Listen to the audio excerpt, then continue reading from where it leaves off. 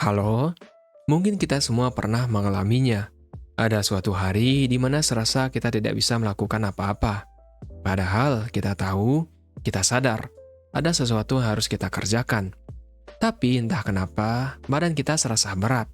Bahkan daripada mulai produktif, kita lebih memilih menghabiskan waktu dengan scroll sosial media atau malah nonton film yang sebenarnya tidak terlalu kita nikmati. Hingga akhirnya, tanpa sadar, kita berkata pada diri sendiri, "Kok gua pemalas banget ya?" Kalau kamu pernah merasakan ini, mungkin sebenarnya kamu bukan malas. Mungkin kamu hanya sedang tersesat. Coba kita perhatikan. Dalam hidup, kita sudah terbiasa diberikan arahan. Ketika kecil, kita dibimbing oleh orang tua. Lakukan ini, jangan begitu. Lalu saat di sekolah, kita diperintahkan mengerjakan tugas dan mengikuti aturan. Bahkan saat sudah bekerja, kita punya tanggung jawab yang harus ditunaikan. Hidup kita hampir selalu dipenuhi arahan dan tujuan dari orang lain. Namun, akan muncul momen di mana kita harus mengambil keputusan sendiri.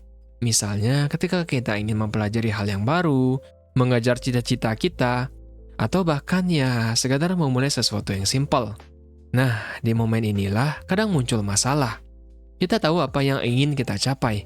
Namun, karena tidak ada arah yang jelas, secara sadar atau tidak, kita merasa bingung mau memulainya gimana. Bahkan, mungkin kita sebenarnya udah punya banyak ide. Tapi saat ingin memulainya, entah kenapa semuanya terasa membingungkan. Muncul rasa takut salah, takut gagal, atau bahkan takut apa ini memang jalan yang terbaik. Hingga akhirnya kita malah tidak jadi melakukan apa-apa. Ini menunjukkan kalau kita sedang tersesat.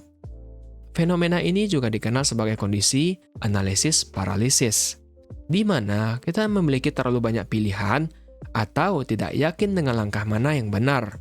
Kita bingung, kita terus menunda-nunda, hingga akhirnya kita tidak mengerjakannya sama sekali. Apalagi ditambah di mana otak manusia secara natural lebih memilih kepuasan yang instan daripada mengerjakan sesuatu yang penting. Karena otak kita didorong oleh sistem imbalan. Itulah sebabnya kita lebih senang untuk scroll sosial media atau bermain game. Karena ketika itu, otak kita akan melepaskan hormon dopamin yang memberikan kita rasa senang sesaat. Bisa kita bayangkan seperti ini. Ketika kita scroll sosial media atau bermain game, itu seperti jalan yang lurus.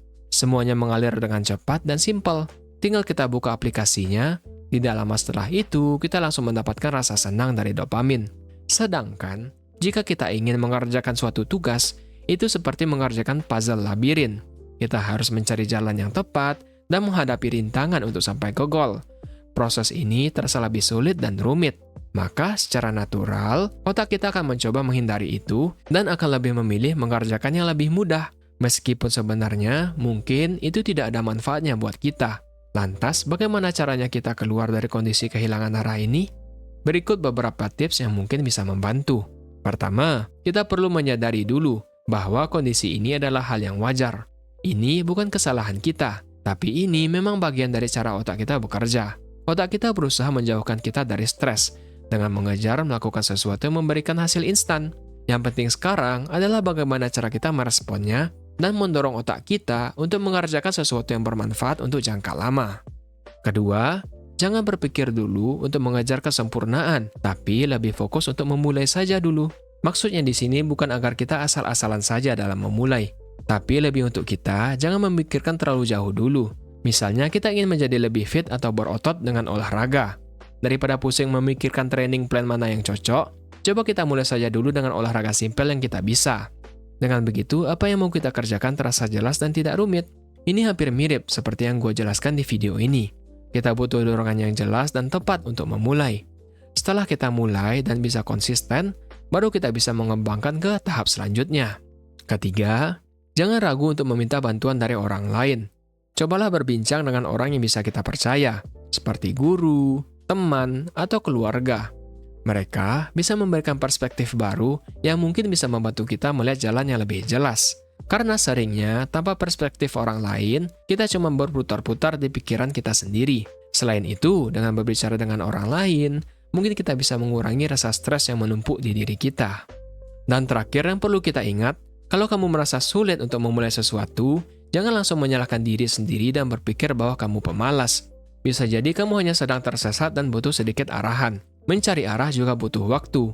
Namun intinya, untuk mencoba dan memulai, kita tidak perlu menunggu momen yang sempurna. Mulailah dari langkah yang kecil. Setiap langkah kecil yang kita ambil itu adalah progres. Maka beranikan diri untuk mencoba dan percayalah bahwa kita akan menemukan jalan kita sendiri untuk mencapai hal-hal besar yang sebenarnya bisa kita raih. Semoga video ini bisa bermanfaat. Salam.